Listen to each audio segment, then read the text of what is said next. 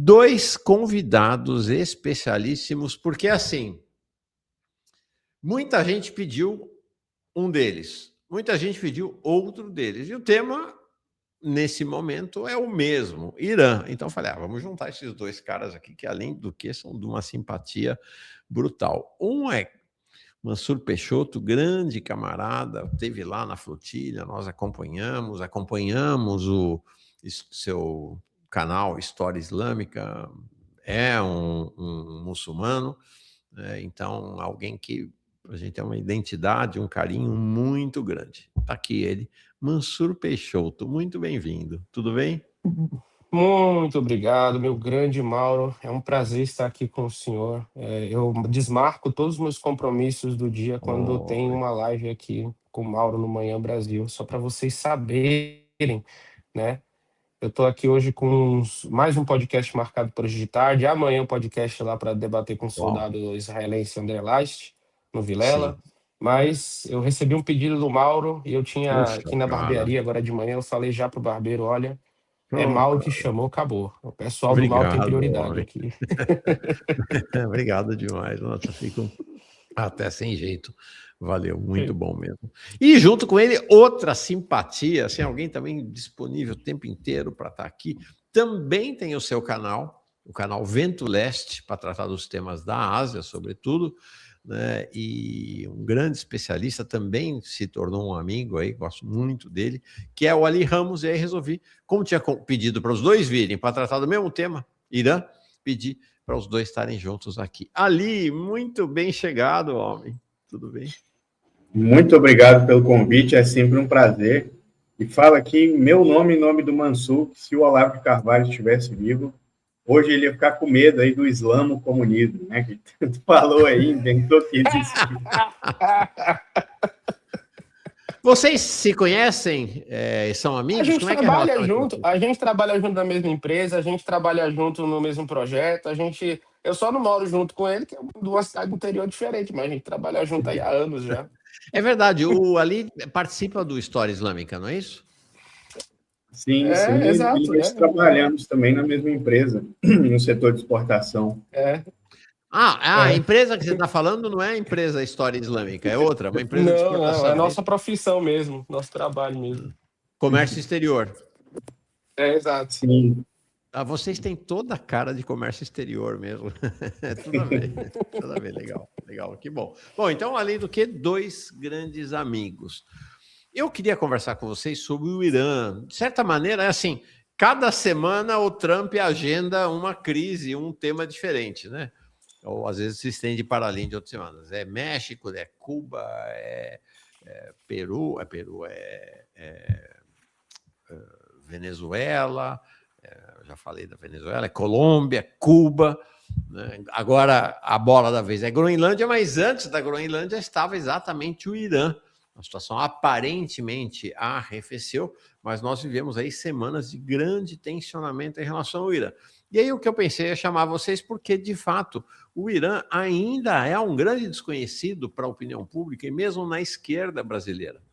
Então, eu queria conversar com vocês sobre o Irã, sobre a situação geopolítica, né, ao redor do Irã, sobre o conflito Irã-Israel, Irã-Estados Unidos, possibilidade de invasão, de ataque, mas também conversar com vocês sobre o que é esse Irã, o que é esse desconhecido chamado Irã. Então, muito obrigado por ter atendido o convite. O Ali preparou, como sempre, Mansur, uma breve apresentação. Mansur saiu do ar aqui, deixa eu tirar. Quando ele voltar, eu volto na tela. Então, pronto. O Mansur também saiu do ar, a gente já aproveita. Mostra essa apresentação para nós, para começar. Sim. Você fez o... Aí. Então, né, vai ser bem rápido aqui, pessoal. Fiz menos slides que o habitual, né? Aqui tinha mais coisa para falar, mas eu e o Mansur vamos desenvolver aqui. Em primeiro lugar, o que causou a crise no Irã, né? Existe um problema econômico generalizado aí, fruto, nesse caso aí, das sanções, né, da pressão ocidental, entre outras questões. Não podemos esquecer que o Irã é o país mais sancionado do mundo, tá, pessoal? Desde que o Trump rasgou o DCPOA ali. Então, tem inflação acima de 40%, teve uma crise de alimentos alavancada, né, pela crise hídrica. O país também vive uma crise hídrica e está, inclusive, mudando sua capital. E coloquei aqui para vocês terem uma ideia, né, desde 2020, o real iraniano, que é a moeda local, perdeu 800% do valor, né, ou seja, dilapidou... Pera, não entendi. O Irã está mudando a capital? Do Irã vai mudar? Sim, está mudando. Não vai ser mais Teherã, a capital do Irã? Não, tem projetos para ir para Isfahan, se memória aqui corretamente. Olha só. O país está vivendo uma crise hídrica profunda, né? Não tem condições de desenvolver infraestrutura hídrica nesse sentido. E aí a solução que se encontrou foi mudar a capital para não punir tanto a economia, né? São protestos legítimos aí, mas como vamos ver aqui, foram cooptados por forças estrangeiras, né? Se puder passar aí. Opa, vamos embora. Ou seja, problemas reais, né? O Irã está vivendo, de fato, problemas reais. Sim, sim, com certeza, né? Não podemos dourar a pílula aqui, negar, passar por cima, porque o povo tem direito a protestar, né? E a Constituição iraniana prevê protestos, pessoal, prevê medidas populares, etc. Assim, o Irã tem uma política interna, tem um parlamento eleito, né? Tem uma miríade de mecanismos de tomada de decisão popular, aí nesse caso, né? Houve um transbordo de curdos, né, do PJAK, do PKK e do PAK para dentro do Irã. Trouxe aqui a notícia, né, as referências estão embaixo para vocês, mas as milícias admitiram, tá, pessoal? Isso aqui não é teoria da conspiração, nem nada do tipo. As milícias separatistas curdas admitiram que atuaram dentro do Irã. A inteligência iraniana, ela impediu, né, um grande transbordo aí via fronteira com o Iraque, nesse caso aí, de curdos para dentro do país, com coordenação, muito provavelmente, aí, com o Mossad, a CIA e o MI6, né? Enfim, vamos para o próximo aí. Vamos em frente? Sim. Aqui, quem ajudou o Irã a nível inicial, né? A nível de cooperação e inteligência? O Paquistão, né? Que vocês estão vendo esse símbolo aí do ISI, Agência de Inteligência Paquistanesa, e a Turquia. Por que esses dois países não podem permitir Paquistão, que o Irã caia nesse caso aí, né? Se o Irã cair, o Baluquistão paquistanês no outro dia pega fogo, tá? Existe uma miríade de milícias, a maior delas o Jaish-ul-Adl, que atuam ali no Baluquistão paquistanês, com coordenação com o Mossad. Existem arquivos da CIA já colocados públicos que mostram isso, só que o Jaish-ul-Adl se chamava de Undunlá, né? Quando foi descoberto aí essa coordenação com o Mossad, ele trocou o CNPJ e queimou o filme. E no caso da Turquia, né, porque nesse caso aí a queda do Irã também ia representar um sobrefôlego, uma sobrevida muito grande ao PKK, que faz ataques dentro da Turquia. Então, inicialmente, esses dois países auxiliaram aí. O Irã. Sim, sim. Agora aqui, né, o ponto de virada de chave, né, o Irã cortou aí a internet no país e jameou satélites Starlink, né? Os analistas ocidentais não souberam explicar como isso ocorreu. Só fazer a título de explicação aqui para o nosso público, existem dois aparatos de guerra eletrônica aí nesse sentido, né, satelital. Você tem o spoofer ele gera dados falsos e sobrecarrega, né, sistemas de radares, etc. E o jammer, ele corta a conexão entre o aparelho e o satélite, né, nesse caso aí. E foi isso que ocorreu no Irã. Só Estados Unidos, Rússia e China tem capacidade aí, nesse caso, né, de guerra eletrônica para fazer isso. Então, foi a Rússia ou a China, né? Apostaria mais no MSS chinês, vocês estão vendo aí a bela logo aí do lado direito, né? Mas mesmo isso, provavelmente veio com algum nível de coordenação com a Rússia, porque a Rússia ganhou muita expertise nisso durante a guerra russo-ucraniana. O pessoal está perguntando aqui. Aqui está o Armando perguntando o que é jamear. Eu vou chegar dizendo, aprendi uma nova palavra.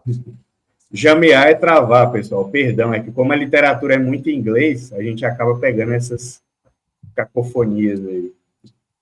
Ou seja, há uma guerra que a gente não vê. Sim, com certeza. Essa guerra eletrônica. Uhum. Com certeza. E é a guerra... Isso aqui, em termos de exército brasileiro, não deve existir nem de forma doutrinária ainda, dentro ali da Escola Superior de Guerra, né? O pessoal está preso na Guerra do Golfo ainda. Uhum. No Exército Brasileiro, o que está tendo agora é a doutrina militar sendo revisada pelos militares golpistas, né? Essa é a prioridade deles. Ok, vamos lá, mais uma tela. Aí aqui, né, logo depois disso aí, Trump abandonou os curdos na Síria.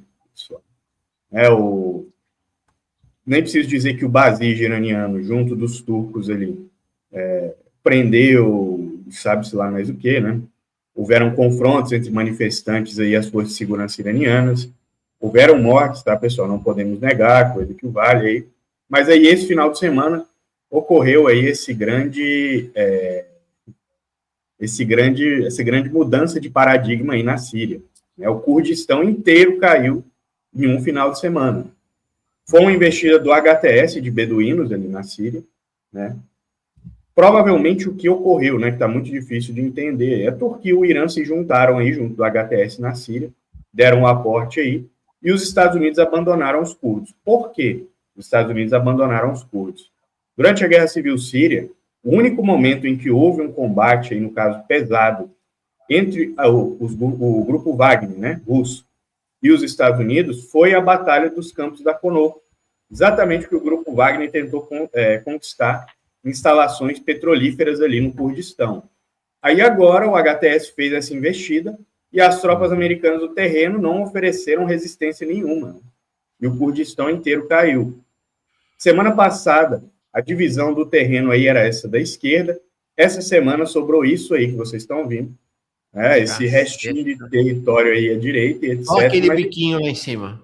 Sim, só isso aí. Só esse biquinho, que provavelmente é porque eles estão meio que recolhidos às regiões montanhosas. Né? Mas os curdos, vou tentar não pegar pesado aqui, pessoal, mas os curdos, nessa guerra civil da Síria, eles sentaram na mesa para negociar e traíram todo mundo. Bashar al-Assad sentou e negociou com os curdos em diversos momentos, fez concessões, né, nesse caso aí, e logo, assim que o HTS fez a investida, a primeira coisa que as milícias curdas fizeram foi fechar o estreito de Abu Kamal para não deixar as milícias iraquianas subirem, né, para guerrear a favor do Bashar al-Assad.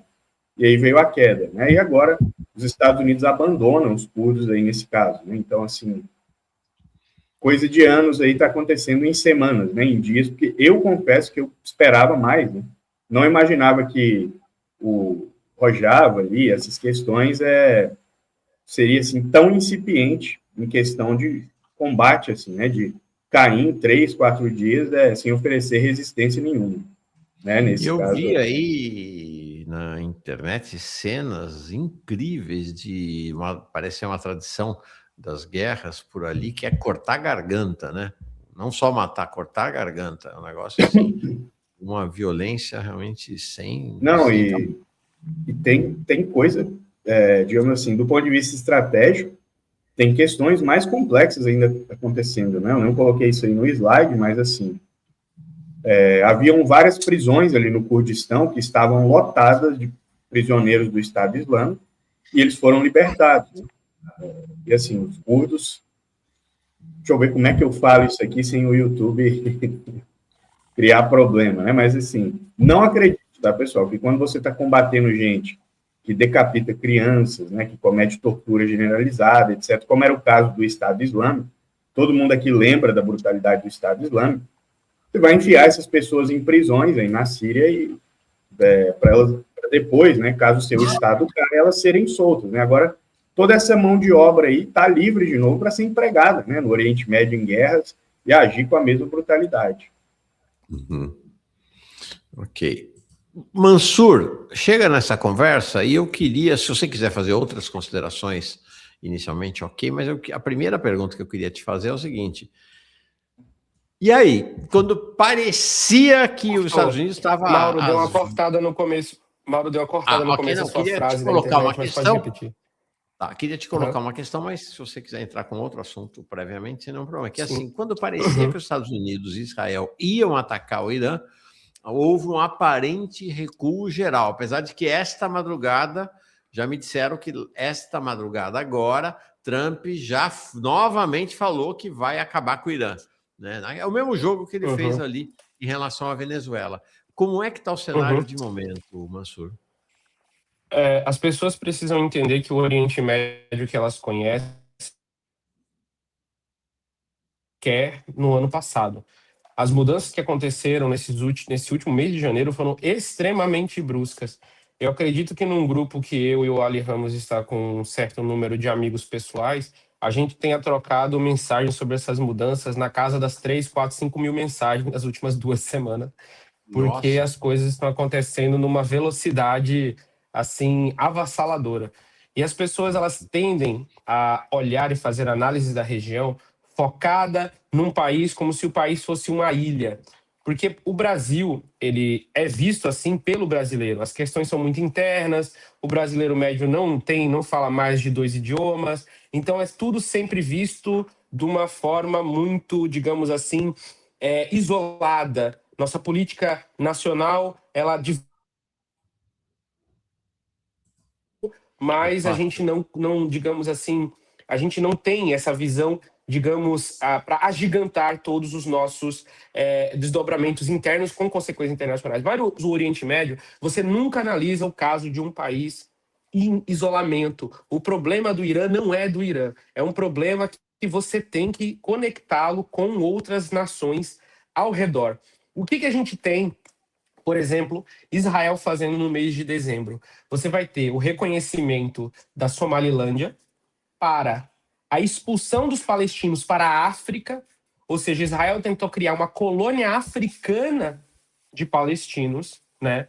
A revelia de todos os estados interessados, porque ninguém quer que isso aconteça. O Egito sequer aceitou que fossem enviados para o Sinai. Então Israel tentou criar ali uma base de operação, digamos, de limpeza étnica na África, sem conversar com todos os atores envolvidos, numa forma de agir unilateral. Em seguida, prossegue para pressionar ataque no Irã para matança de mais iranianos. E o Donald Trump fica assim, pô, mas não, digamos assim, não concordaram, aí não acordaram com os outros atores regionais. Aí você tem a Uhum. ruptura entre Mohammed bin Salman, o príncipe herdeiro da Arábia Saudita, e o Mohammed bin Zayed, que é o emir de Abu Dhabi, né, o presidente dos Emirados Árabes Unidos. E essa ruptura, ela foi uma das coisas que as pessoas menos deram atenção, mas se brincar, foi a coisa mais importante que aconteceu na história do Oriente Médio nos últimos Era 10 meio anos. dessa ruptura. Então, fundamental você explicar para nós aqui. Exato, porque assim, quando a gente estuda a biografia dessas duas lideranças políticas regionais, a gente precisa entender que a mentoria de Bin Zayed foi fundamental para a ascensão política de Mohammed bin Salman. Toda a questão da modernização da Arábia Saudita contemporânea, ela começa com um projeto que é inculcado em Abu Dhabi. Abu Dhabi ela serve como um modelo dos Emirados Árabes Unidos para a nova Arábia Saudita que o príncipe herdeiro queria encabeçar, que é vamos botar em termos gerais. Você tem você tem a criação de um welfare state, de uma liberalização da sociedade, do relaxamento internacional cada vez mais avassaladora, de modo que a poucos quilômetros da cidade sagrada do Islã, cantoras americanas foram chamadas para performar ali dentro do país. Então, esse projeto estava acontecendo a todo vapor, é a visão 2030 da Arábia Saudita. Porém, a Arábia Saudita ela sempre tem a aspiração, desde sua fundação, enquanto país independente, de ser o irmão mais velho. É literalmente essa palavra, o irmão mais velho, dentro dos 7 reinos da península, de todos os principados que começam ali na Jordânia e terminam, né, em Iêmen. Então, a Arábia Saudita ela tem essa pretensão. Com essa ruptura, que descambou, inclusive, para um confronto armado, aberto, bélico, ali dentro do Iêmen, por exemplo, entre forças Uhum. lealistas sauditas e forças lealistas emirates, isso acabou colocando a Arábia Saudita de volta dentro de um eixo inacreditável, que é o eixo Erdogan e Catar. Para quem não cabeçou aí o isolamento do Catar há alguns anos atrás. Então a gente tem uma questão, uma situação que coloca Israel num estado de total alerta. Israel precisa de uma guerra de desestabilização para quebrar essa aliança de qualquer jeito com a ajuda dos Estados Unidos.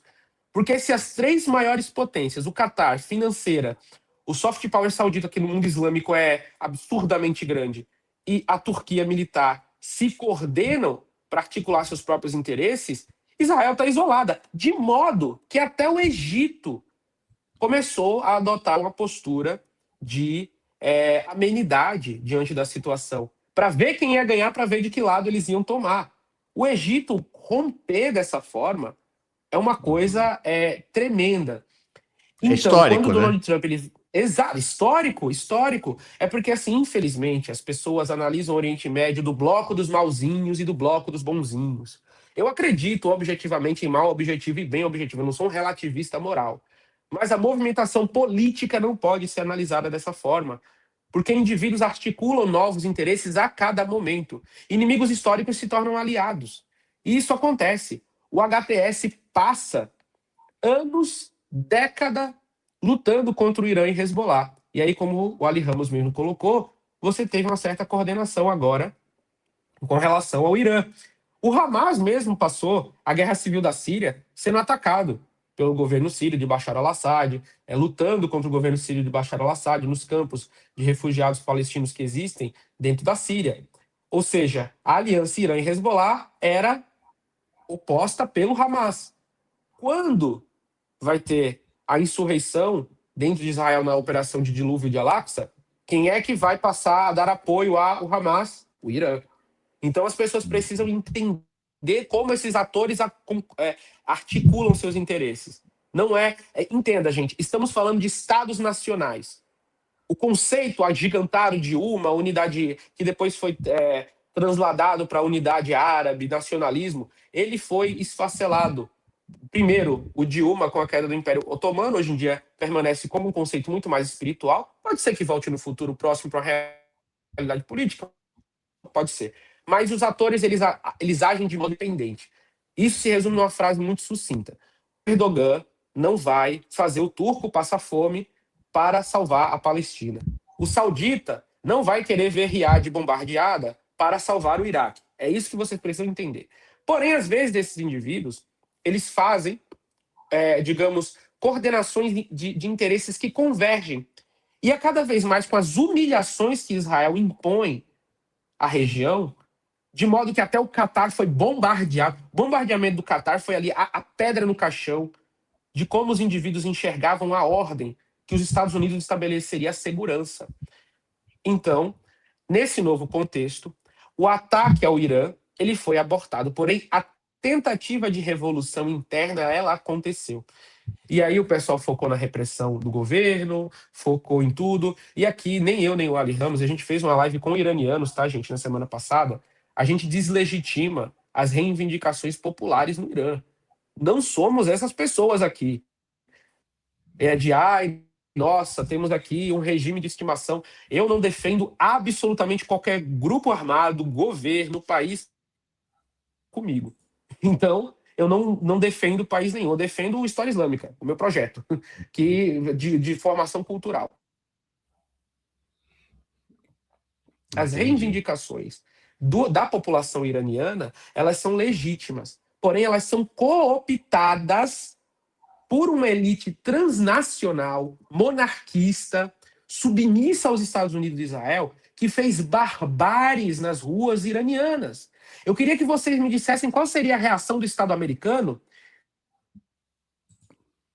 Estados Unidos, e começasse a decapitar policiais americanos na rua, a fuzilar oficiais do governo americano na rua. Se haveria qualquer conversa com essas pessoas, elas não seriam nem presas para uma execução póstuma. Nos Estados Unidos se executa pessoas por olhar torto para um policial, dependendo da cor da pele. Então você teve uma inundação nas ruas iranianas de agentes estrangeiros, e os financiadores desses agentes estrangeiros admitiram isso, tá? Tanto Benjamin Netanyahu quanto Donald Trump fizeram admissões públicas com discursos muito abertos que a ajuda está chegando, continuem, pelo amor de Deus. Então você tem decapitação de policiais nas ruas, assassinato de agentes da Segurança Nacional nas ruas, indivíduos falando em golpe de Estado para o restabelecimento de um outro regime apoiado e com as bênçãos de Israel e dos Estados Unidos, um total caos, uma invasão nacional, matança, inclusive, de crianças que foram queimadas no Irã, nas ruas, por manifestantes anti-governo. E aí você tem toda a repressão que você teve. Porque aí ela foi generalizada. Mas é um estado de coisas que, se acontecesse nos Estados Unidos... Pessoal, lembre o que aconteceu em Tulsa. Assim, lembre o que aconteceu... vamos imaginar que amanhã algum protesto anti o ICE nos Estados Unidos descambasse em pelo menos um oficial americano sem a cabeça na rua. O que é que isso ia acontecer com as pessoas que estavam manifestando? Eu não duvido da utilização de força aérea contra manifestantes. Então, essa que é a situação do Irã atual. Porém, passando aí a palavra para o Ali, a questão econômica do Irã precisa ser analisada, a crise hídrica precisa ser analisada, porque as sanções elas estrangulam a sociedade iraniana ao ponto da ruptura, né? E as pessoas ficam aí com devaneios. As pessoas estão na rua porque não querem mais usar o véu. As pessoas estão na rua porque querem derrubar o regime religioso. O iraniano médio quer comer. Ele não importa se ele está comendo de véu ou está comendo sem véu. Se quem está no governo, o ayatollah é de esquerda ou de direita, eles querem comer. O iraniano não está podendo almoçar direito por causa das sanções americanas. E é para isso que as sanções elas são feitas, para gerar um estado de caos e submissão do país de qualquer forma. Entendeu? Uhum. E é isso. Então, as coisas precisam ser analisadas dentro desse prisma. Estou muito impactado com essa revelação de que você tem uma mudança de cenário no Oriente Médio nos últimos 30 ou 45 dias, de dezembro para cá, muito radical. Ali, estou muito impactado com essa informação. E aí me pergunto, o que isso significa de desdobramento no cenário do Oriente Médio, mas não apenas do Oriente Médio, né? No cenário global? Então, o que ocorreu basicamente foi o seguinte, né? Os Emirados Árabes Unidos, hoje, são o maior ator das monarquias do Golfo, do Oriente Médio, alinhado a Israel, né? Inclusive, os Emirados Árabes Unidos, aí, nesse caso, foram o primeiro país a entrar nos acordos de Abraão, né? Eles apoiaram ali na Guerra Civil do Sudão, né? Eles apoiam junto ao Reino Unido e da França as forças rápidas de apoio que guerreiam aí contra o exército sudanês, que é apoiado por Turquia, Rússia, Catar, né, Paquistão, Arábia Saudita, Irã, todos juntos aí, né, pessoal? Por incrível que pareça. Em outro terreno aqui, né, na Somália, os Emirados Árabes Unidos vão contra o interesse da Arábia Saudita, da Turquia e da Itália, que são os maiores pacificadores ali do regime da Somália, e apoiaram, nesse caso, aí, a separação da Somalilândia. Mas a linha vermelha veio no Iêmen, né? Os Emirados Árabes Unidos passaram a apoiar um regime ali, um governo, chamado Conselho de Transição do Sul, né? Nesse caso, criaram um proxy mesmo, uma milícia, e ela fez um grande avanço contra o governo pró-Arábia Saudita no Iêmen, que não é o governo dos Houthis, tá, pessoal? Não confundam nenhum, os Houthis não estão nessa questão aí, né? Fez uma mega investida, conquistou ali toda a infraestrutura petrolífera em Hadramut, uma região que fica ao leste, ali no caso do Iêmen. Logo em seguida, a Arábia Saudita bombardeou e atacou pesado, e passou semanas, né, atacando aí, no caso, esse Conselho de Transição do Sul, até ele anunciar aí, no caso, que estava sendo desfeito. Daí para frente, tá, a Arábia Saudita começou a bater de frente com os Emirados Árabes Unidos cada vez mais. Por quê? Porque a Arábia Saudita, né, ela é muito intolerante no que acontece ali, no que ela considera entorno estratégico, né? Não preciso lembrar aqui como foi a guerra do Iêmen, né? E o que isso significa? Significa exatamente isso, né? Um racha nessa coalizão do Golfo que se formou ali durante a Guerra Civil Iemenita, né? Nesse caso aí. Então, assim, formaram-se duas alianças, né? Formaram-se uma aliança entre Egito, Turquia e Somália, foi anunciado semana passada, né? Aliás, Egito, Arábia Saudita, Turquia e Somália, nesse caso. E aí a Arábia Saudita vai entrar com dinheiro, né? E anunciou-se outra aliança, uma aliança entre Paquistão e Turquia, logo depois, Paquistão e Arábia Saudita, logo depois daquele ataque ao Catar, e a Turquia também está entrando nessa aliança. Ou seja, existe um isolamento ali nesse caso, né? dos Emirados Árabes Unidos por conta dessa aproximação demasiada, aí, no caso, com Israel, né? Acabou rachando aí todo esse eixo do Golfo. Na Somalilândia, que o Mansur já falou muito bem, Israel foi o único país que reconheceu a separação da Somalilândia, aí no caso, nem os Estados Unidos reconheceram. E lembro aqui também, né, para o pessoal muito simpático aí a questão de Rojava, que Israel também, inclusive no governo Netanyahu, foi o único país do mundo que sinalizou o reconhecimento do Kurdistão ali de Rojava, né? Também foi Israel, que os curdos agiram aí como uma ponta de lança, né, do interesse israelense na região e alienaram aí todos os outros atores regionais, né? Alienaram a Turquia, o Irã e a Rússia, aí, no caso, e deu no que deu, né? A doutrina israelense, nesse caso aí, ela não é de superioridade, né? Ela é de supremacia, e por isso está todo mundo com medo. O que isso significa? Significa que Israel não vai ser tolerante ali com nenhum ator regional crescendo a ponto de poder fazer frente a Israel, seja economicamente ou militarmente, coisa que nem os Estados Unidos fazem, tá? Diga-se de passagem. Durante a Guerra Fria, por exemplo, os Estados Unidos foram lenientes aqui com o regime militar brasileiro, deixou ter lá o desenvolvimentismo, deixou desenvolver o exército, ter uma indústria de defesa pujante, né? Por mais que pudesse vir a ser um rival regional. Israel não, né? Israel que é a doutrina da supremacia regional. E aí, todos esses desdobramentos complexos, né? Essa supremacia, Mansur, de Israel e não de liderança. Bom, peraí, deixa eu fazer um intervalo para os nossos comerciais. Se você não está inscrito ainda no História Islâmica, você vai arder no fogo do mármore do inferno. Então, inscreva-se já. Tá? Cresceu bastante o canal, né, Mansur? 57.900 pessoas inscritas, está beirando 58 mil pessoas inscritas, 442 vídeos. Você mudou aqui a apresentação, ficaram lindas essas fotos aqui, essa nova apresentação. Os vídeos mais recentes, agora de 6 dias atrás, janeiro de protestos no Irã, ao vivo. Tá? Com a História Islâmica e mais 2 canais em parceria, e está lá o nosso Ali, nesse diálogo, nessa conversa. Dos vídeos gravados, o mais recente está aqui, né? O seu confronto com este militante sionista, isso 11 dias atrás. Você também deve, e também a sua pena se não fizer isto, né, é a mesma do que se você não se inscrever no História Islâmica, arder no mármore do fogo, no fogo do inferno, no mármore do fogo do inferno, que é o canal Vento Leste, o canal do Ali Ramos. Está aqui o Vento Leste, deixa eu botar na tela, deixa eu ver aqui. Vento Leste tem menos inscritos, então vamos lá fazer esse esforço.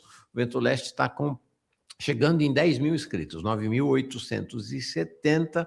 O vídeo mais recente vai ao ar hoje, por sinal. Tá? Putin realiza mega ataque e causa apagão na Ucrânia, ao vivo, e dos vídeos gravados, o mais recente é a Guerra do Futuro, 2 dias atrás. Soldados modificados geneticamente. Mauro, só um disclaimer aqui para o nosso público, que eu estou tendo que fazer umas thumbs bem esquisitas aí para burlar o Shadowban do YouTube, né? Então não. Você está com Shadowban, né? Sim, estou inclusive processando o YouTube. Aí eu apelei aí para fazer umas thumbs bem chamativas, colocando uns títulos aí meio esquisitos nos vídeos. Está dando certo, né? Mas só avisando o pessoal não interpretar errado, né?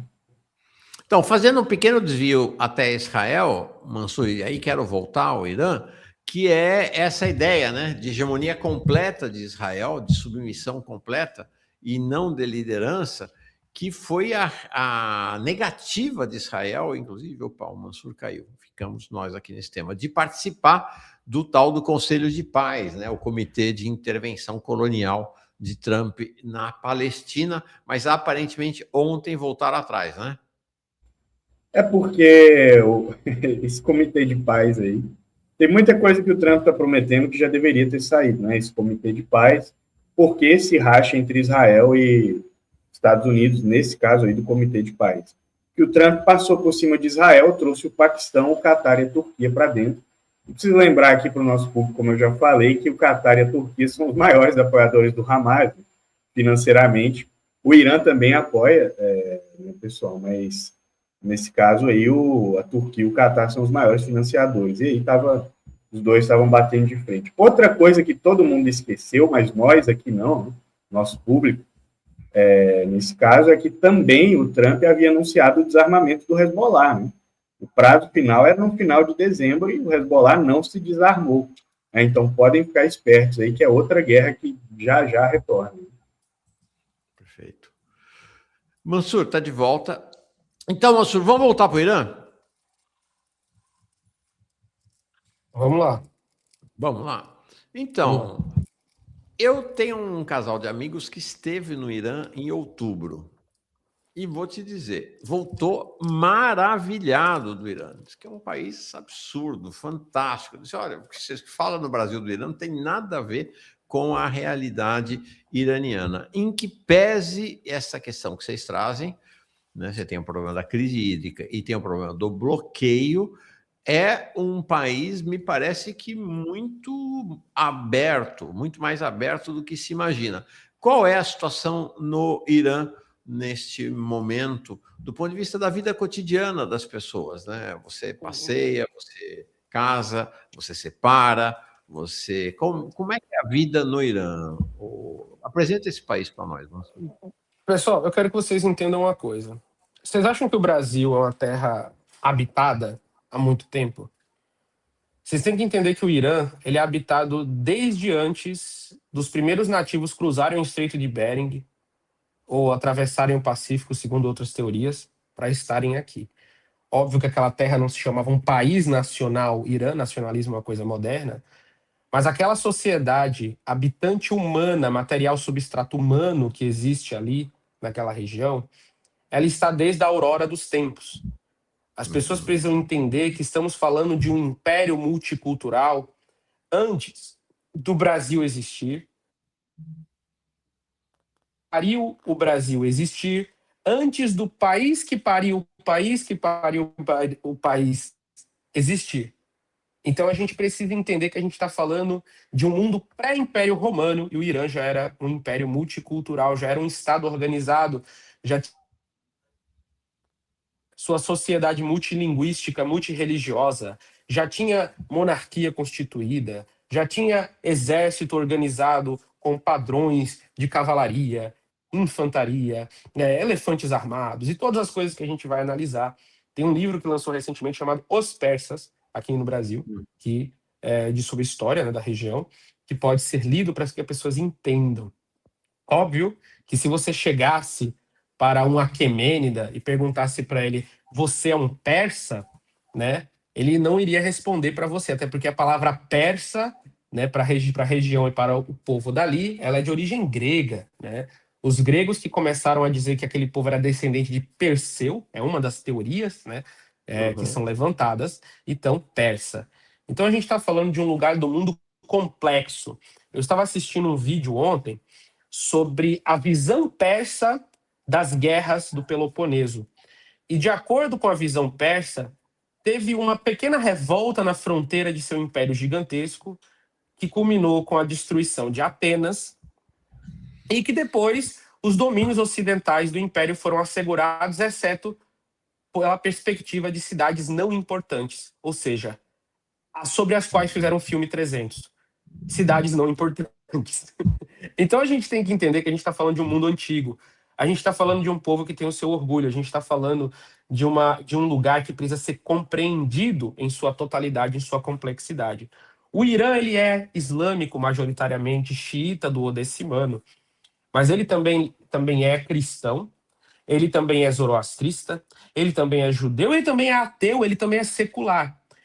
É uma sociedade diversa, onde indivíduos tatuados que não rezam vão à rua defender o Ayatollah, que adora um Deus que eles não acreditam.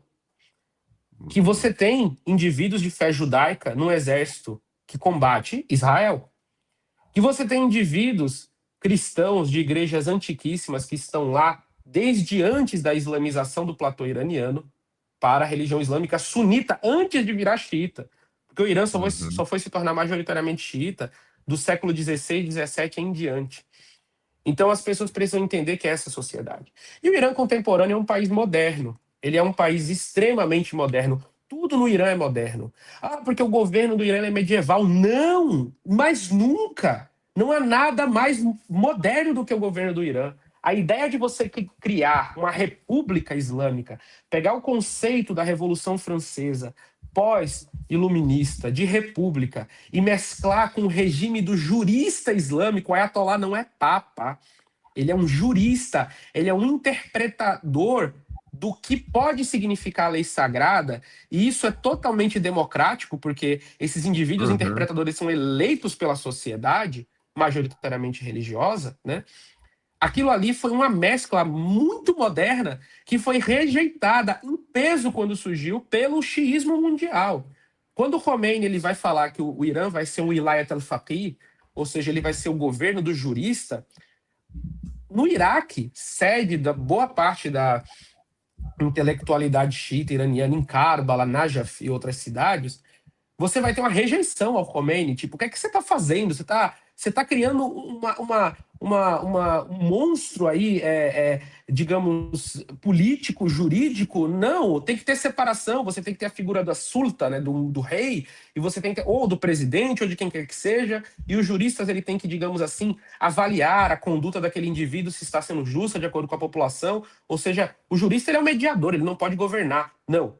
Você tem assumindo o jurista. Você fala isso para um cara que não estuda história do Irã, que é a maioria das pessoas que criticam um país sem propriedade, o cara vai olhar para isso e vai falar, é um regime teocrático medieval. Eu falo, onde na Idade Média, em qualquer lugar da história islâmica, existiu o wilayat al-faqih? Onde? Onde existiu o governo do jurista? Onde você tem a ideia de republicanismo islâmico sendo colocado em prática com um parlamentarismo? Não tem como. Então o Irã moderno, ele é um país que mescla diversas formas de governo, principalmente ocidentais, e as islamiza.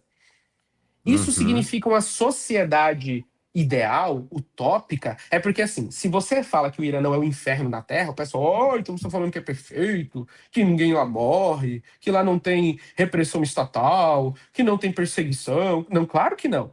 Claro que não, de forma alguma. Eu discordo do Estado iraniano por razões, primeiramente, epistemológicas, né? Eu sou um muçulmano sunita, vivendo no Brasil, que não considero o conceito de república islâmica como correto nem ideal para uma sociedade.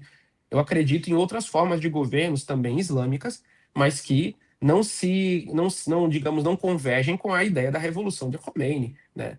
Eu não tenho essa, digamos, essa convergência.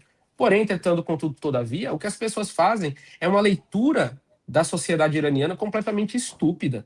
É uma leitura que vem de agentes estrangeiros pagos pelo Estado de Israel e pelos Estados Unidos para distorcer totalmente a realidade iraniana, lavagem cerebral, ao ponto de... Eu estava recentemente assistindo uma série que o tema era horror cósmico, e do nada colocaram uma personagem iraniana anti-regime para fazer um discurso anti-regime numa série sobre sobrenatural. É o nível de lavagem cerebral que a população americana e brasileira também, porque esse tipo de material é dublado depois, passa, é terrível. Então, o Irã contemporâneo é uma sociedade em transformação, como ele é uma sociedade em transformação nos últimos 150 anos. Desde as primeiras revoluções constitucionalistas que modernizaram o país com a ascensão da dinastia Qajar na Pérsia, na antiga Pérsia, antes de se chamar Irã, né? Então, a leitura que as pessoas precisam fazer é que o Irã ele é um país revolucionário desde do seu nascimento enquanto Estado moderno, quando você vai ter a unificação da região sobre a figura dos chás, né, da dinastia safávida, os chás Ismail, Tahmasp, o Shah Abbas, enfim, e todas as figuras que vão ali construir o Irã moderno, né, no seu início. Então, essa natureza revolucionária, ela vai, digamos, trazer uma questão política muito forte de politização da sociedade massiva. Então, não existe uma oposição que ela é 100% antirreligiosa ou um reformismo que ele é 100% secular. A gente está vivendo num lugar que ele é pressionado, muito empobrecido, o Irã está sendo estrangulado, a população está perdendo acesso a coisas básicas, as pessoas que falam que eu quero o direito da mulher iraniana se vestir, tá nem aí se a iraniana vai no supermercado e não tem como comprar um absorvente, se ela vai parir e não tem remédio, não tem penicilina, não tem nada para ela poder aplacar a dor. É tudo uma coisa simbólica sobre pano. Onde a mulher pode se vestir onde quiser, onde a mulher vive melhor. Eu considero a opinião da opressão feminina universal, né? Mulher, o tanto de feminicídio que eu vejo todo santo dia aqui no Brasil chega a me dar enjoo de abrir qualquer página de jornal. 4 por dia. 4 por dia, vamos Exato. 4 por dia. Eu comecei a analisar isso mais esse ano passado e agora no começo desse ano. É todo dia que eu vejo a notícia de uma mulher morta de forma bárbara, brutal, assim, muito feia. E ela não é morta numa luta revolucionária, ela não é morta por um grupo específico, são pessoas aleatórias da sociedade que saem matando mulheres, filhas, esposas, amantes, não sei o quê. E é isso. É aí esse estado de coisas, né, que mulher perde a vida o tempo inteiro. Ele é superior porque a mulher aqui pode usar um biquíni na praia. Porque a mulher aqui ela pode fazer um cabelo de uma determinada forma, não sei o quê. Isso é um absurdo. Isso é uma caricatura. Isso sabe quando você tá andando na rua e tem um cachorro roendo o osso na calçada, você passa ali do lado, ele vai te morder, é porque ele acha que você quer aquele osso sujo dele para comer para você também. Então é isso. É a pessoa vivendo numa sociedade totalmente feminicida, e eu demorei muito para, inclusive, entender esse conceito do feminicídio, mas não tem como a gente não aplicar na sociedade que a gente está vendo aqui no Brasil. Mas é uma opressão que não vem do Estado, e muda alguma coisa, salva a vida de alguém quando não vem do Estado? Salva a vida de alguém, muda? Pronto, depois que leis feministas foram aprovadas no Brasil, ninguém mais morreu. Depois que escreveram na Constituição que todo brasileiro tem que buscar a felicidade, eu nunca mais chorei. Você já chorou, Mauro? Depois disso, eu nunca mais chorei, porque eu tô sempre feliz, eu tô sempre na busca da minha felicidade, né? Então, assim, o Irã é uma sociedade complexa, com seus problemas, com suas opressões, com suas, digamos assim, repressões também, né? E ele deve ser criticado e analisado pelo que ele é, e não por uma caricatura. Eu discordo de coisas no Irã, discordo da forma como o Estado é organizado, discordo de leis que foram aplicadas. Por exemplo, olha como o Irã é sui generis. Todo mundo sabe que dentro da religião islâmica a homossexualidade é pecado, né? Não é uma coisa lícita, não é nem a homossexualidade, não é nem você ser homossexual. É você fazer o coito por partes traseiras do ser humano. Isso é considerado pecado na religião islâmica, tanto hétero como homossexualmente, certo? Você se sentir atraído, você ser afeminado, ou coisas assim desse sentido, isso não é considerado per si um pecado dentro do Islã, porque são coisas que você não controla, são coisas do seu corpo que você não controla. Porém, o ato sexual é considerado, né, pecado. Os países muçulmanos têm ali relações públicas homossexuais, e quando eu falo relações públicas homossexuais, eu falo de sexo mesmo, público homossexual, como uma questão de reprimenda criminal. O Irã contemporâneo tem uma outra coisa. Você ser homossexual é crime, mas você ser transgênero não. Então, se você quiser ser um transgênero, você quiser fazer uma cirurgia de mudança de gênero e casar com outro homem, você pode. Isso é um absurdo do ponto de vista de todas as interpretações religiosas do Islã da história. No Irã, não. Então, o Irã é um Estado que, inclusive, subsidia cirurgias de mudança de sexo para homens que quiserem formar casais e um deles quiserem assumir o papel feminino. O que eu, particularmente, acho um absurdo ainda maior, porque você vai obrigar indivíduos a passar por cirurgias que vão modificar o corpo deles para eles poderem, digamos assim, viver os seus relacionamentos. Ou seja, do ponto de vista islâmico sunita, isso aí seria, digamos, um pecado composto. Mas no Irã é normalizado e apoiado pelo Estado. Então vocês têm noção da complexidade dessa sociedade que criminaliza a homossexualidade, mas permite a transexualidade com apoio de um governo religioso? E aí é isso que eu quero que vocês entendam. Analisar, obviamente, com os valores que vocês vão ter daquilo ali, né? Valores que vão ser progressistas ou não, apoiar eu ou não. Mas é isso. É um lugar que precisa ser estudado, que precisa ser analisado para então ser criticado de uma forma correta. Agora, se vocês acham que o problema do iraniano médio é porque a mulher tem que andar de burca, uma roupa que nem existe no Irã. É porque se a mulher estiver andando na rua, o véu dela levantar pelo vento, a mulher ela é apedrejada, o que é outra bobagem. Você vai pro Irã, tem um monte de rave na capital, um monte de gente andando de roupa curta, mulher com barriga de fora, piercing, todo tipo de coisa. Então, assim, as pessoas precisam compreender o país como ele realmente é, de uma forma sociológica, e é isso.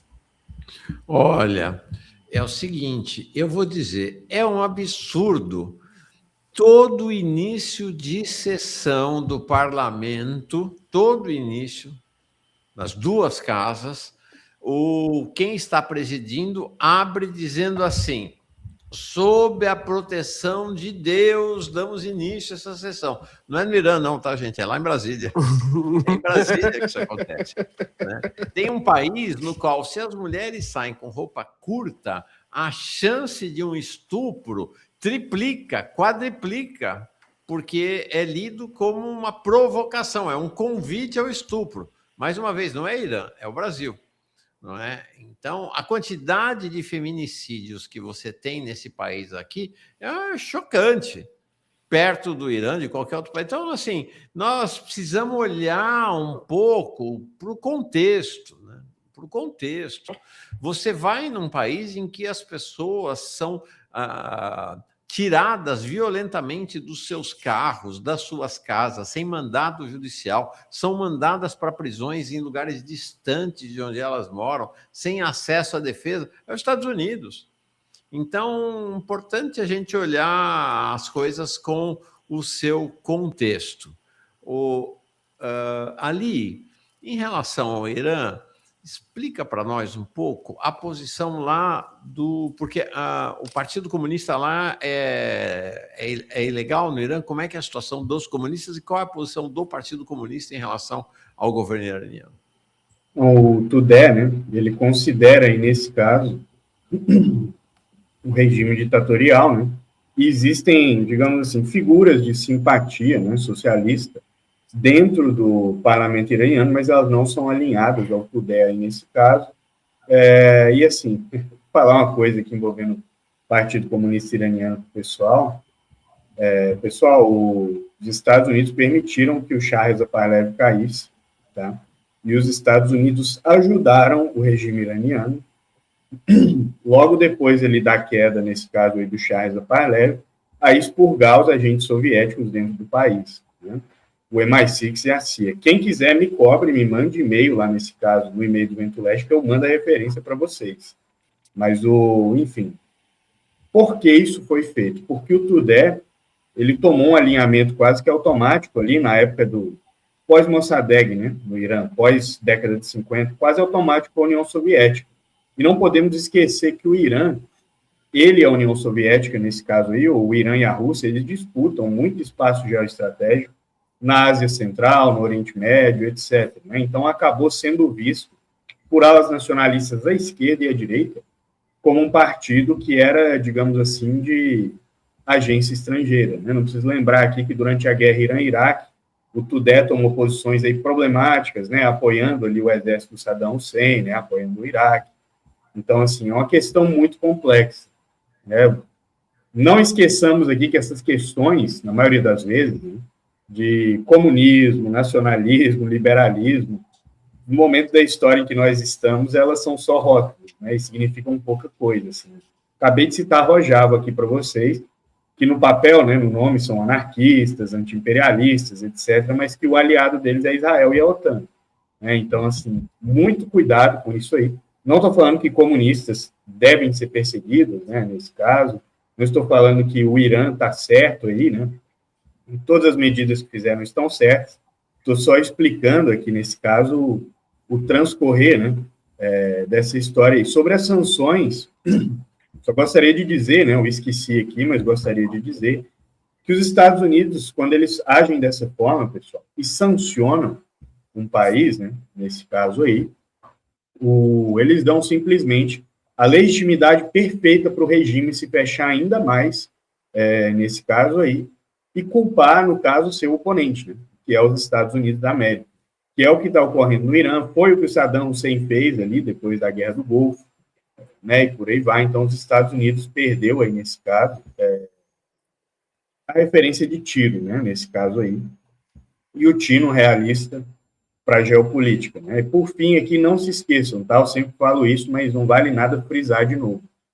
Enquanto o Irã, nesse caso aí, já tinha bibliotecas, a Europa, que muitos aqui gostam, né, principalmente França e Inglaterra, não tinha nem esgoto.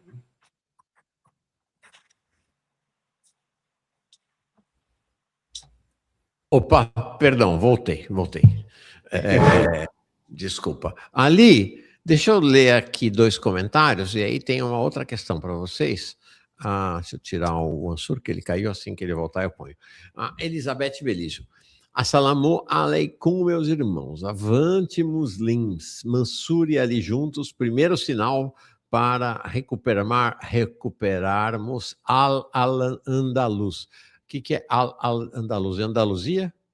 Andaluzia, na Espanha, né? Era o espaço onde cristãos, judeus e muçulmanos podiam viver em paz na Europa. Ali. Sim. Obrigado, Mauro. O programa está demais. E a Helena dizendo o seguinte: depois dessa intimação do Mauro, das ameaças que eu fiz, de quem não se inscrever no Vento Leste no História Islâmica, que vai arder no mármore do fogo do inferno, ela já correu para se inscrever, então, tanto no História Islâmica e no Vento Leste. Você não está mais correndo esse risco, Helena. Muito bem feito. Minha pergunta, eu ia fazer uma questão sobre este personagem, sobre esta figura, e você acabou mencionando ele. De certa maneira, o Mansur tinha mencionados lá atrás, que é o Reza Pahlavi. É o filho, né, do Shah, que foi expulso pela Revolução Iraniana, com um detalhe, né? Ele era piloto de avião, acho que foi o Hugo que falou aqui, né? Que fugiu do Irã com um avião carregado de ouro, né? Um negócio assim chocante, uma das ditaduras mais violentas da história. E agora ele está aqui, está na mídia brasileira, né? Na mídia ocidental, o governo dos Estados Unidos patrocinando, já fazendo planos para quando voltar a governar, a imperar sobre o Islã, dizendo que a primeira medida vai ser restabelecer relações com Israel. Quem é esse Reza Pahlavi e qual é a relevância dele no cenário iraniano? A relevância dele é nenhuma, né? Existem 2 setores políticos no Irã. Você tem a linha dura ali, né? Vamos chamar assim, os conservadores, que são compostos aí por alas da Guarda Revolucionária, por alas do setor dos clérigos, né, religiosos, e você tem o Bazar, que é a oposição, né? Formado ali por curdos, azeres, armênios, árabes, judeus, né? Essa classe média ascendente. Mas a maioria dos setores dentro do Bazar são nacionalistas, né? Porque o Reza Pahlavi, o pai do atual aí, e o Reza Khan, que foi um antecessor a ele, tinham uma ideologia nacionalista. Era um nacionalismo mais secular ali, mas a grande inspiração foi o nacionalismo turco ali, do Ataturk, e o nacionalismo russo, né? Não o nacionalismo russo bolchevique, mas o pan-eslavismo ali da época do Pedro Grande, né? Essas questões aí. Então, para colocar a monarquia de volta no poder, só ocupando o país integralmente com o exército e colocando o rei lá à força, porque assim, mais provável, mesmo que ocorra uma mudança de regime, é um golpe militar, né? Da Guarda Revolucionária e do Artesh, aí no caso, digamos que tirando o setor religioso e se transformando numa autocracia militar, né? Agora, para esse rei voltar ao Irã aí nesse caso, né? Difícil, para não dizer impossível, né? Posso queimar bastante a minha língua aqui, se sair algum cisne negro aí, mas praticamente impossível, né? Perfeito. Deixa eu dar aqui uma breaking news importante. Um tweet. Opa, tá aqui o Mansur. Um tweet do Jean-Luc Mélenchon, líder da França Insubmissa, da esquerda francesa. Acabou de tweetar, deixa eu botar na tela aqui. Jean-Luc Mélenchon. Tá aqui, O acordo União Europeia-Mercosul pode agora ser suspenso graças à resolução dissidente aprovada hoje no Parlamento Europeu. Hoje, dia 21, agora, quinta-feira. Quarta-feira. A Comissão Europeia já declarou que lamenta a votação. No entanto, ela terá que ser respeitada, a senhora von der Leyen, para os íntimos. Está aqui, então, o tweet do Melanchon. Grande notícia, notícia importante, em que pese os lulistas, petistas, governo Lula, os liberais e todos tecerem loas a este acordo. É um acordo de caráter colonial. Podemos ser salvos dele aí por essa decisão do Parlamento Europeu. Vamos acompanhar os próximos passos. Mansur, você quer complementar alguma coisa em relação ao Reza Parlev? Eu queria que as pessoas procurassem esse livro para ler, que é muito bom, chamado Todos os Homens do Chá, em português, tá? Esse livro vocês vão encontrar ele geralmente em sebos, porque livro sobre o Oriente Médio no Brasil, o pessoal faz uma tiragem e esgota, fica só para os cracudos de geopolítica, que nem eu e o Ali, né? Que fica assim, ficam absolutamente viciados, né, nessa dependência química de livros raros, né? E a gente, né, todo mundo gosta de ficar cheirando página, é uma coisa, é uma vida muito triste. Então a gente gosta de procurar esse material, e esse livro, Todos os Homens do Chá, ele revela como protestos foram utilizados no Irã para a derrubada do Mohammad Mossadegh. Então, uma das coisas que os Estados Unidos fizeram na derrubada do Mossadegh pura dos revolução. Opa. Aí. Caiu, né? Deixa eu complementar aqui. O que eu acho que ele está querendo dizer é que nesse livro, pessoal, Todos os Homens do Chá, o MI6, né, que é a inteligência britânica, e a CIA, eles financiaram e fomentaram o setor religioso do Irã, né, para eles protestarem contra o Mohammad Mossadegh, né, nesse caso, que era de um nacionalismo mais secular. Né? Então, ou seja, a Revolução Iraniana, ela é fruto direto, digamos assim, de uma cosmovisão que foi alimentada pela CIA e pelo MI6, só que eles não imaginaram, né, que chegaria ao poder. Perfeito. Ó, notícia aqui, eu prometi... Pronto, ó. O Ali foi complementando tua informação que caiu, né? Desculpa, eu estou numa batalha espiritual fortíssima contra o fantasma de Ariel Sharon aqui, e estou sem computador, então aí tá indo toda hora a live.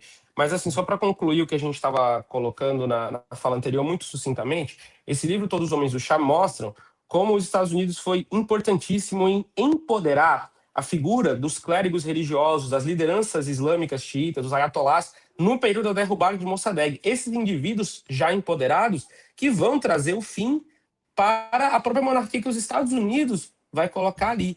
Então, assim, para vocês terem uma ideia, o discurso de que Mossadegh, ele era um comunista, um ateu, não é religioso, é do diabo, é assim, você vai lendo e você vai vendo que Mossadegh era basicamente um Lula, né? Um Lula ali no discurso religioso que era influenciado e financiado pelos Estados Unidos para a sua derrubada, né? E isso depois vai se voltar contra os próprios planos americanos a quando da Revolução, porque eles não contavam que o príncipe, o filho do Mohammad Reza, seria nessa figura tão brutal quanto ele acabou sendo, né? E aí esses líderes que haviam ajudado a derrubar a Mossadegh vão derrubar, eles vão fazer a revolução. Mas o que as pessoas precisam entender é isso, é que o Irã religioso, assim como o Talibã religioso, assim como a Al-Qaeda religiosa, e eu não estou igualizando esses atores, tá? Eu só quero que vocês entendam, eu não estou transformando esses indivíduos em iguais, mas são fruto da intervenção direta americana. Tem um documentário no meu canal que eu quero que vocês não durmam hoje sem assistir. Senão, Opa. Mauro já falou para onde vai. Mauro já falou para onde vai. Que é o como é que se diz? O ABC da Jihad, que mostra como os Estados Unidos criou materiais didáticos através da Universidade de Oklahoma, Omaha, para ensinar... Para ensinar... Pera, perdemos essa última parte aí. Para ensinar... Opa. Vixe. Caiu. Ataque de guerra eletrônica do Mossad aí. Pois é, contra ele. Com certeza, com certeza, com certeza. Mas, enfim, vocês já entenderam. Entendi. Não, você falou, uma parte cortou. Você falou como os Estados Unidos, então, na Universidade de Oklahoma, criaram manuais para ensinar... Crianças a se tornarem jihadistas, e esses materiais estavam em circulação expressa e muito grande até o início dos anos 2000. Foram produzidos em Dari, Pashto, em Farsi, e dali ganharam seu caminho para a Ásia Central. Isso foi uma operação de transformar a educação infantil afegã em uma fábrica de criar crianças vivas. Perfeito. Não é nenhum projeto escondido. Não, isso é público, gente. Isso foi... começou na época do Reagan. Então, assim, vão lá assistir esse documentário, se chama ABC da Jihad. E aí vocês vão entender esse mundo aí. Perfeito. Olha, é o seguinte, não deixe de assistir, então, este documentário. Deixa eu baixar aqui, o Mansur, assim que voltar a imagem dele, mas ele vai acompanhando. Notícias, então, breaking news é isso. O Parlamento Europeu, eu tinha dado a notícia pelo Melanchon, está aqui agora a notícia já publicada, começa a se espalhar nas mídias. O Parlamento Europeu, então, aprovou uma revisão jurídica do acordo União Europeia e Mercosul. Isto quer dizer o seguinte, que o acordo está suspenso. Está congelado, diferença de apenas 10 votos, né? E esta semana a sede do Parlamento Europeu foi cercada por manifestantes. Uma resolução apresentada por 140 deputados, e isto quer dizer o seguinte, nos demos bem aqui, o povo brasileiro se deu bem. O procedimento deverá durar ao menos 2 anos, ou seja, adeus acordo União Europeia-Mercosul, para a alegria dos brasileiros e brasileiros. Outra informação, breaking news, acaba de começar 5, 6, 7 minutos atrás, o discurso do Trump lá em Davos, no Fórum Econômico Mundial. Estou aqui com o The Guardian, que aparentemente está transmitindo ao vivo. Deixa eu ver. Month, and it's doubling over the next 4 months. It's doubling and tripling, and we have steel plants being built all over the country. Nobody thought they'd see that. Factory construction is up by 41%. Então, tá aí. Ele começou o discurso dele. Trump começou, não vamos continuar aqui, fazendo um autoelogio do governo dele. Deixa-me ver aqui quais são os pontos que eles já elencaram. Trump está dizendo que está reduzindo impostos e aumentando tarifas sobre nações estrangeiras para pagar pelos danos que, segundo ele, elas causaram. Ele atacou a migração em massa descontrolada e atacou, ele vai lá e vai atacar os caras na casa deles. E o foco da Europa em energia verde. Diz que certos lugares da Europa estão francamente irreconhecíveis. Diz que os amigos voltam de lugares diferentes e dizem: não reconheço o lugar de forma negativa. Olha, eu estava falando aqui dessa linha estratégica, essa maneira, essa tática trumpista, que é de ir para cima, né? E atacar o tempo todo. Não tem essa conversa, não. Ele não vai lá, ele não faz só a coisa, né? Ele ataca a Europa quando está nos Estados Unidos e chega na Europa e concilia. Não, chega lá e continua humilhando os caras, né, ali. Não, e essa questão da energia verde em específico aí tem um ponto que geralmente ele é pouco citado, né? Mas é o seguinte, ali ao fim da Guerra do Vietnã, os Estados Unidos abandonaram o padrão ouro e adotaram a lógica do petrodólar, né, que são as commodities sendo negociadas, aí, no caso, em dólar, né, nesse caso aí. Pois bem, né, só no mundo da Lua que os europeus vão ficar sentados num monte de reserva de hidrocarboneto. Pra vocês terem uma ideia aqui, desde 2021, tá, petróleo e gás não são prospectados aí nesse caso, na Groenlândia. Só no mundo da Lua que os europeus vão ficar em cima disso e que o Trump vai aceitar e ver o petrodólar esvaziando, né? Nesse caso aí, com mais petróleo e gás sendo negociado aí em yuans, em rublos, né? Até a Arábia Saudita, nesse caso, já está negociando com a China em yuans, né? E, assim, os europeus caçaram isso aí para eles, porque os europeus entregaram toda a sua capacidade estratégica para os Estados Unidos no fim dos anos 90. Eles abriram mão de ter exércitos, de terem marinhas, abriram mão de ter tecnologia militar, né? Então, assim, não se preocupem que esse mundo veio para ficar. E o Trump está sendo o navio quebra-gelo. Escutem o que eu vou falar aqui. O Trump vai normalizar um monte de coisa, nesse nível para pior. Quando chegar um democrata, vai todo mundo tratar com naturalidade. E ele vai manter. Da mesma forma que o Biden manteve, por exemplo, o isolamento do Trump em relação ao Irã, sanções que o Trump implantou, né, ali no primeiro mandato, por aí vai. Ali, uma coisa interessante é a seguinte, eu não sei se o Mansur, você está aí nos acompanhando? Estou presente, me manifesto. Ah, tá bom, aqui tá sem imagem. Não, uma questão interessante é esta oposição, né? É o Trump reafirmando, ou tentando reafirmar o poder imperial dos Estados Unidos, e aí o discurso dos líderes europeus, sobretudo da van der Leyen, como a gente diz aqui, a van der Leyen e do Macron, é assim: acabou um momento histórico. Só que é um discurso profundamente reacionário, porque eles dizem que acabou um momento histórico. Qual é o momento histórico? Dessa aliança Estados Unidos e Europa para fazer a divisão do planeta, a divisão colonial do planeta. Eles fazem esse discurso dizendo o seguinte: não, nós vamos ganhar. Ou seja, eles estão propondo voltar o relógio da história para antes da Segunda Guerra Mundial, para o momento da hegemonia europeia.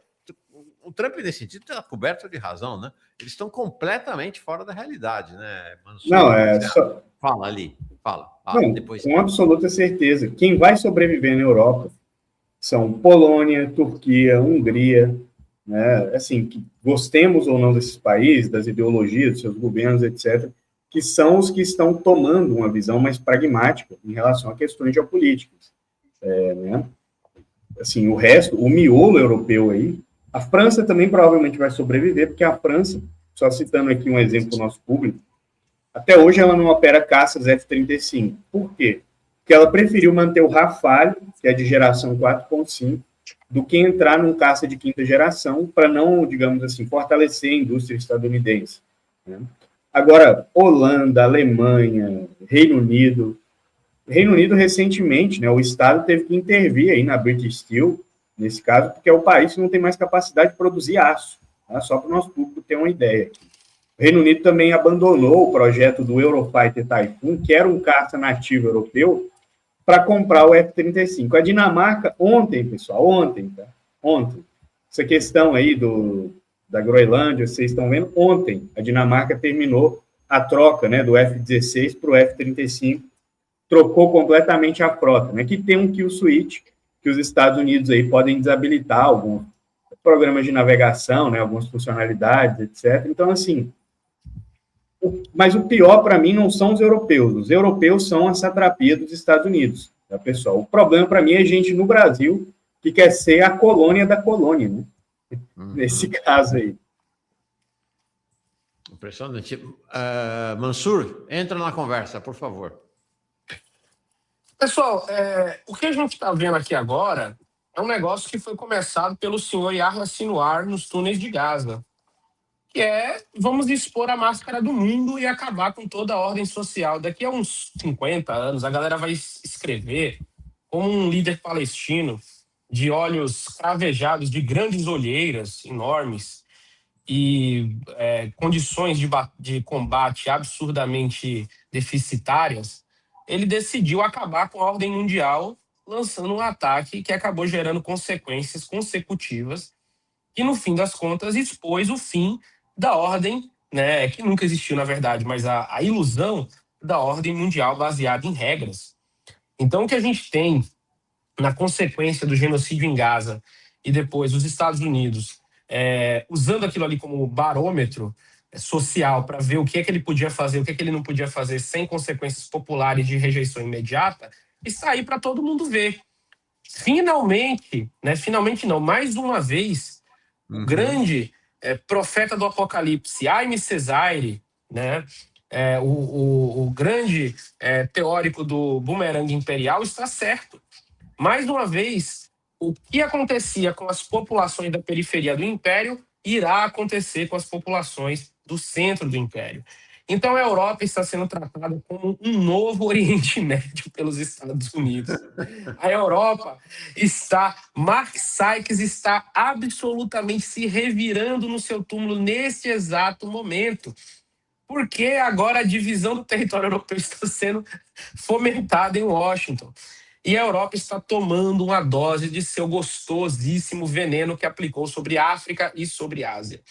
Então, Donald Trump, ele é uma pessoa que podem fazer todas as críticas a ele, e eu tenho inúmeras, mas ele é absolutamente sincero, ele é um sincericida, ele pode matar os Estados Unidos com essa sinceridade dele absurda, ele não consegue manter as aparências de absolutamente nada, nem de escândalos sexuais, quanto mais de decisões geopolíticas, e ele vai para cima da Europa com toda a sua força, e vai reacertar ali a proeminência americana. Só que as pessoas precisam entender quais teóricos estão por trás dessa nova forma de agir dos Estados Unidos, né? Existe uma corrente que está se tornando cada vez mais forte dentro da Casa Branca por figuras como o vice-presidente J.D. Vance, né? Que é o que a gente chama de renascimento sombrio, né? Ou o que outras pessoas vão traduzir como tecnofeudalismo, né? De figuras como Peter Thiel, né? Ou do próprio Curtis Yarvin, que esteve em São Paulo recentemente. E o mundo que está se avizinhando é baseado nessa, pelo menos do ponto de vista americano e ocidental, tá? Porque aí, como diz o comandante Robson Farinaz, vocês esqueceram de combinar com a China e com a Rússia esse negócio aí, entendeu? Então, assim, do ponto de vista ocidental, essas são as mudanças que estão se avizinhando. Então, comecem a ver o que é que esses teóricos, como o Peter Thiel e como o Curtis Yarvin, o que é que eles propõem para a sociedade, e vocês vão ver os passos do Trump e o que é que eles estão caminhando para fazer. E eu só digo para vocês uma coisa, é horrível, pelo menos para nós, né, latino-americanos sem dinheiro no bolso. Perfeito. Bom, é o seguinte, deixa eu dar mais uma notícia aqui, breaking news. Saiu pesquisa Atlas Intel para a eleição presidencial brasileira. E o que aconteceu, o fato mais relevante dessa pesquisa é o crescimento vertiginoso do Flávio Bolsonaro. A distância entre Lula e Flávio Bolsonaro caiu de 12 para 4 pontos percentuais no segundo turno em relação às pesquisas anteriores. Portanto, de fato, essa ideia de que a eleição já está ganha por Lula vai virando passado. Bom, vamos encerrar, 10h59, 11 horas já. Ali Ramos, queria te entregar para suas declarações finais, também para o Mansur, até porque ele precisa se preparar para uma live que ele vai fazer daqui a pouquinho, começando com a Ali, encerrando com o Mansur. Fala, Ali. Agradeço pelo convite. Vi aqui, pessoal, que faltam 100 inscritos para a gente bater 10 mil, então se inscrevam aí. É um canal pequeno, né, que surgiu aí recentemente. Foi até sugestão do Mansur aqui, na época que eu trabalhava com ele ainda no História Islâmica, né? Só no História Islâmica, nesse caso aí. Então, faz um canal seu para falar só de geopolítica, teoria militar. Olha coisas. Só. Foi ideia do Mansur fazer o Vento Leste? Foi sim. E aí tá aí até hoje o canal crescendo, né? Tem menos de um ano aí, já bateu 10 mil inscritos, também porque tem a ajuda aí do gigante da internet, Mansur Peixoto, né, que apoiou desde o início. E gostaria de falar uma coisa aqui sobre a Venezuela, pessoal, tá? Fala. Desse fechamento aqui, tá? Eu falei aqui no Farol Brasil, no Manhã Brasil, várias vezes, que a única coisa possível de fazer com os meios empregados era um ataque de decapitação. O Trump fez um ataque de decapitação. O que eu queria dizer para vocês é que não caiam, tá, nessa história aí, desse caso, de mega sistemas de guerra eletrônica, de que foi tudo de ameaçado, etc., tá? Os Estados Unidos não conseguiram colocar helicópteros na Somália e no Afeganistão sem sofrerem abates. Eles vão colocar numa cidade do tamanho de Caracas, tá? Me desculpem, mas assim, houve um alto nível de traição, não é possível medir ainda, e lembro que o próprio Maduro estava negociando com o Trump desde março. Então, não caiam nessa conversa aí. Só não acertei integralmente a análise, porque não tem como eu prever aqui uma traição em larga escala desse nível, né? Só se eu estivesse dentro da CIA. Geopolítica também tem suas limitações, mas de resto, agradeço pelo convite. Muitíssimo obrigado. Olha só, cara, realmente muito afirmativa. Muito assertiva a tua informação. Sim, e, Mauro, esqueci de outra parte aqui. Pessoal, o sistema de guerra eletrônica, ele interfere em míssil, ele interfere em radares, etc. Mas primeiro que mesmo mísseis, como o S-300 venezuelano, ele tem sistemas de guiagem inerciais. Em segundo, guerra eletrônica não jameia RPG-7, bazuca, fuzil, tá? Assim, isso aí nem preciso falar, né? Que você pode, como o Talibã derrubou inúmeros helicópteros, Houthis, né? Os guerrilhas na Somália também, por aí vai. Sim, então, desculpe, mas essa história está muito mal contada. Está mal contada. Quando você... Olha, ali, desde já, vamos combinar o seguinte, assim que você tiver informações mais detalhadas sobre o que aconteceu lá na Venezuela, eu queria voltar contigo para uma live especificamente sobre isso, tá? Porque realmente essa história está muito mal contada. Até agora eu não engoli essa versão oficial vinda lá da Venezuela, do governo venezuelano e dos seus porta-vozes aqui, de que não teve traição nenhuma, de que foi interferência eletrônica. Aí estão criando agora categorias de traição operacional versus traição política e tal. Essa história está mal contada, efetivamente. Quero que você venha contar para nós, tá bom? Mansur, encerra para nós, por favor. Pessoal, é o seguinte, se você fala que gosta do História Islâmica e não está inscrito no Vento Leste, você é um hipócrita. É isso. Você precisa se inscrever no Vento Leste para estar inscrito no História Islâmica, porque você tem que entender o seguinte, o ecossistema funciona da seguinte forma, Ali Ramos lança a braba e eu transformo a braba em vídeo. Antes de tudo o que está acontecendo no Oriente Médio em 2023 começar, eu entrei na tenda dele, Ali Ramos, adivinho, chegou para mim e falou assim, Mansur, ele estava, como sempre, fumando seu famoso cigarro de palha. Ele olhou para mim e falou, Mansur, olha, tá para vir uma guerra aí no Oriente Médio que vai mostrar para o mundo que Israel é um tigre de papel, que vai modificar tudo, não sei o que. Eu olhei e falei, que é isso, Ali, tá tudo normal. Tem acordo de Abraão aí, tá todo mundo querendo normalizar com Israel. Os palestinos vão ter que lutar pelos direitos dentro do Israel agigantado, não sei o quê. Ali Ramos pegou, soltou uma baforada de fumaça, olhou para mim e falou, quem viver verá. Aí eu peguei e falei, falou quem viver verá. E aí eu peguei e tô vendo, né, tudo acontecer aí. Isso é um evento canônico. Eu lembro até as palavras que ele falou para mim, não do tigre de papel, nunca mais eu esqueço o tigre de papel. Ele falou para mim essas palavras aí, e agora vocês estão vendo. Então, assim, o Ali, ele faz análise geopolítica e probabilidade, ele não faz adivinhação, ele não trabalha com esse tipo de oraculações, né? Apesar de também ter conhecimento disso, se você quiser estudar até sobre Ifá, coisas assim, ele estudou também. O cara tem um conhecimento sobre religiões que vocês iam ficar loucos de estudar. Mas é por isso que vocês precisam acompanhar o Vento Leste. E quanto à história islâmica, amanhã eu vou realizar o sonho de muita gente, vou debater com o André Last, o presidente da Stand With Us aqui no Brasil, tá? No programa do Vilela, às 19 horas, horário de Brasília. Então, conto com as vossas orações, conto com as vossas energias positivas. Levantem as mãos e me ajudem a fazer essa Dikendama do Goku para ir para este debate preparado, né? E eu prometo também uma surpresa de lançamento do História Islâmica na noite do debate que está sendo finalizada pela nossa equipe aqui. Hoje à noite, então? Não, hoje não. Na noite do debate. Pera aí, mano. Pera aí, vamos com calma. Vamos com calma. Debate então, dia e hora lá no Inteligência Limitada? Amanhã, às 19 horas, às 7 da noite, horário de Brasília. Perfeito. E também vai sair um vídeo em breve que eu fiz o roteiro junto com a minha equipe para o senhor Jones Manuel, que já anunciou, inclusive, e o pessoal começou a comentar nos vídeos dele. Pô, o Mansur que fez o roteiro? Mansur.